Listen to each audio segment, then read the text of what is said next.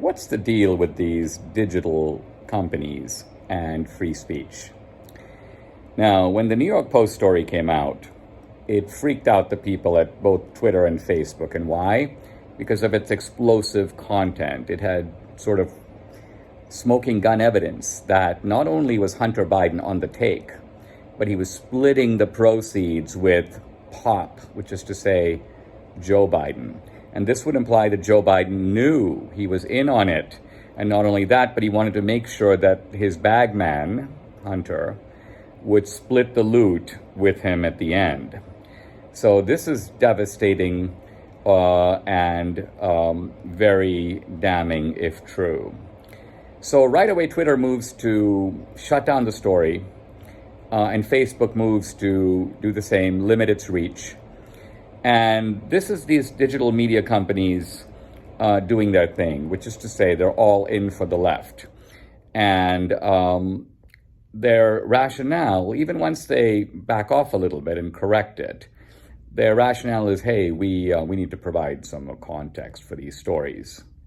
This is transparently bogus because, number one, when it comes to stories damning to conservatives, they don't bother with context. What was the context that they provided, for example, for Trump's alleged statement that he doesn't like people in the military? Did they say, well, Trump is very pro-military, he's constantly praising military people? No, they didn't bother with any context. Or Trump's tax returns. Oh, Trump paid only $750 one year. Well, what did he pay the other years? That would be context, but no interest in that kind of context on the part of these digital companies. The deeper point is I don't think these guys even know how knowledge is produced. People report information based on what they know. And then more information comes in. And then there's critical assessment. And there's further corroboration.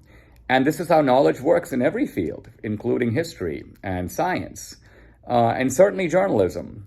No one can demand that the first draft of a report on a complex story be verified, fully corroborated, have all the context. Do you think that Woodward and Bernstein could have published a single article on Watergate if they were subject to that demand? Where's the rest of the story? Who is Deep Throat? What's the context? So the sad truth is that these digital moguls and the people that they hire don't know what they're talking about. They have no idea about how knowledge comes about.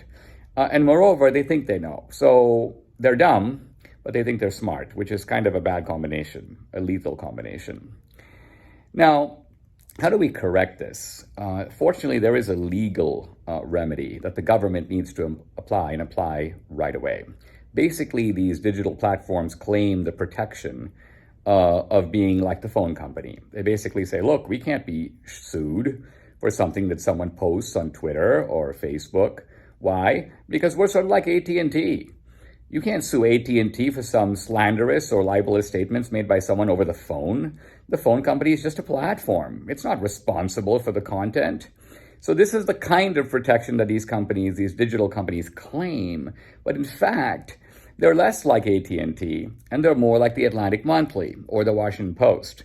They control content. Let's ban this guy. Let's restrict that guy. Let's not allow this. Let's allow that. Let's promote this. Let's amplify that.